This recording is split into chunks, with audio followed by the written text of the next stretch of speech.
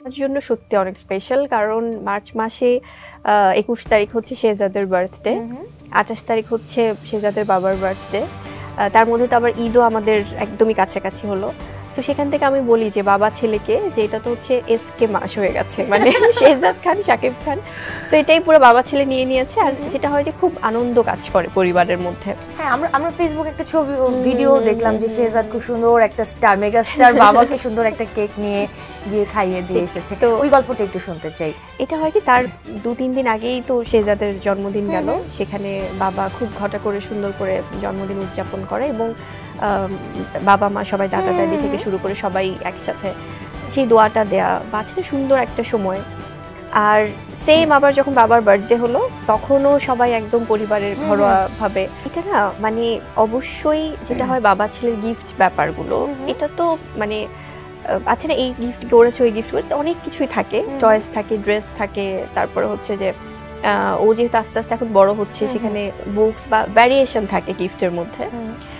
আর তার বাইরেও ওদের হয়তো বা আমরা স্পেশাল মোমেন্টগুলো দর্শকদের সামনে শেয়ার করি, কারণ দর্শকদেরও একটা জানতে চায়, তারা দর্শকরাও জানতে চায়, দেখতে চায়। কিন্তু তার বাইরেও তাদের যে সময়টা, ওটা আমার মনে হয় সবচেয়ে বেশি সুন্দর। কারণ পুরোটা সময় তো হয়তো আমরা আনি না বা আনতেও চাই না, যেহেতু সবার একটা প্রাইভেসি থাকে। অবশ্যই সবাই মিলে খাওয়া দাওয়া, সবাই মিলে একসাথে সেলিব্রেশন, এটাই সবচেয়ে বড় গিফট। সেটা বাবা ছেলে হোক বা বাবা মা হোক বা ছেলে বাবা মা হোক, সবাই এটা অবশ্যই হয় না, কিছু পারিবারিক বিষয় তো থাকেই, আর দেয়া নেয়া এগুলো চলতেই থাকে।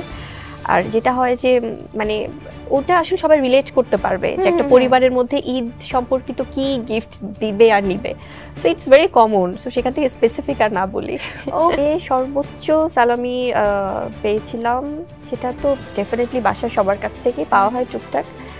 যেমন কিছু অ্যামাউন্ট থাকে না ছোটবেলায় যেটা থাকে, ওটাই বড় হওয়ার পরেও থাকে। কিন্তু এটা শেহজাদের বাবার কাছ থেকে পেয়েছিলাম। সেটা হচ্ছে যে ওভাবে সালামির থেকেও মানে বলেছিল যে আচ্ছা সবার জন্য আছে না, যে একটা ঈদ উপলক্ষে দেওয়া হয়েছিল। আচ্ছা, তো সেটাই ছিল। কি হলো পাগল পাগল